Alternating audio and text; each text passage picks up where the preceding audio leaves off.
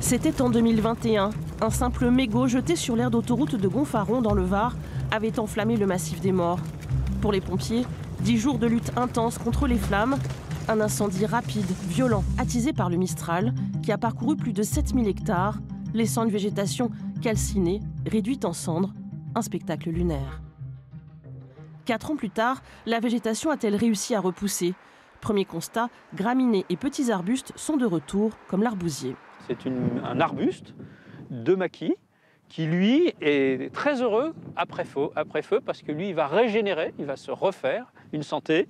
Et vous voyez, lui, il a 4 ans. Et vous voyez déjà sa taille. Donc vous imaginez, dans 5 ans, il sera 2 fois plus grand.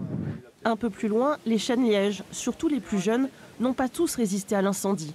Leur tronc est encore noirci, mais heureusement, leur écorce en liège a réussi à les protéger des flammes. Dès que le feu passe, en fait, tout ça aura brûlé, il n'y a pas de problème. Il va reconstituer en fait ses zones, son feuillage, ses branches. Et là, vous pouvez constater que cet arbre-là, il a brûlé il y a 4 ans et il a quasiment retrouvé son port naturel avec son feuillage, avec ses branches, etc., etc. La nature récupère lentement. Protéger les habitants des incendies, c'est une préoccupation de tous les instants. À la Garde-Freinet, premier territoire forestier du golfe de Saint-Tropez, les élus surveillent l'état de la forêt endommagée. Mais moi je trouve que c'est pas mal parce que tu vois déjà que l'arbousier est à 15 mètres là et tu le vois déjà qui sort.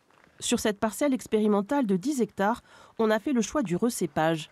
Les jeunes arbousiers sont taillés à la base pour que leurs troncs prennent de la hauteur et de la vigueur. Je pense que ces travaux ils sont utiles et il faut les faire parce qu'après ça stocke du CO2 aussi, ça devient un arbre.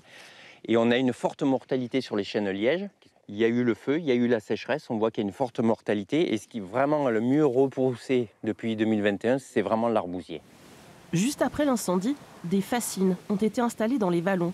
Ce sont des branches et des troncs de pin brûlés placés en paquets en travers de la pente pour maintenir la terre. Tout ce qui est régénération naturelle, les graines des pins, les glands, ils vont pouvoir aller dans cette terre qui est stockée contre ces fascines. Et ça repart beaucoup plus facilement. En 2003, 17 000 hectares du massif des Morts étaient partis en fumée, soit autant que le gigantesque incendie survenu dans l'Aude en août dernier.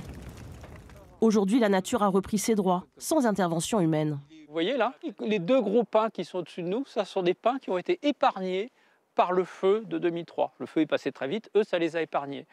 Et bien, en fait, les pommes de pin ont éclaté. Et c'est un peu les papas et les mamans des arbres que vous avez en dessous.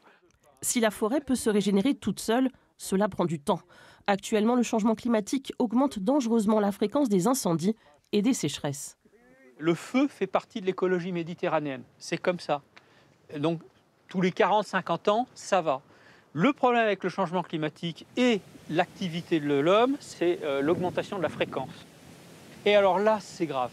Parce que là, la forêt n'a pas le temps de se régénérer, elle s'appauvrit. Et c'est là que vous pouvez vous retrouver à force dans un état de désertification. Moins d'arbres, une forêt de maquis. Le paysage méditerranéen pourrait bien changer dans l'avenir à cause de ces catastrophes à répétition.